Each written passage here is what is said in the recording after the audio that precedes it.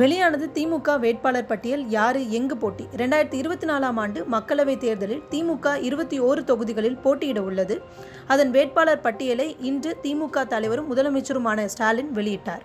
அதன்படி தென் சென்னை தமிழச்சி தங்கபாண்டியன், மத்திய சென்னை தயாநிதி மாறன், வடசென்னை கலாநிதி வீராசாமி, ஸ்ரீபெரும்புதூர் TR பாலு, அரக்கோணம் ஜெகத்ரட்சகன், காஞ்சிபுரம் செல்வம், திருவண்ணாமலை அண்ணாதுரை, வேலூர் கதிர் ஆனந்த், பொள்ளாச்சி ஈஸ்வரசுவாமி, தஞ்சை முரசொலி, தூத்துக்குடி கனிமொழி, கள்ளக்குறிச்சி மலையரசன், தருமபுரி மணி, நீலகிரி ராசா, ஆரணி தரணிவேந்தன், ஈரோடு பிரகாஷ், தேனி தங்க தமிழ்ச்செல்வன், சேலம் செல்வ கணபதி, பெரம்பலூர் அருண் நேரு, தென்காசி ராணி ஸ்ரீகுமார், கோவை கணபதி ராஜ்குமார். இந்த பட்டியலில் புதியவர்கள் 11 பேர், பெண்கள் 3 பேர், பட்டதாரிகள் 19 பேர், முதுநிலை பட்டதாரிகள் 12 பேர், முனைவர்கள் 2 பேர், மருத்துவர்கள் 2 பேர், வழக்கறிஞர்கள் 6 பேர் ஆகியவர்களுக்கு வாய்ப்பு வழங்கப்பட்டதாக ஸ்டாலின் தெரிவித்தார்.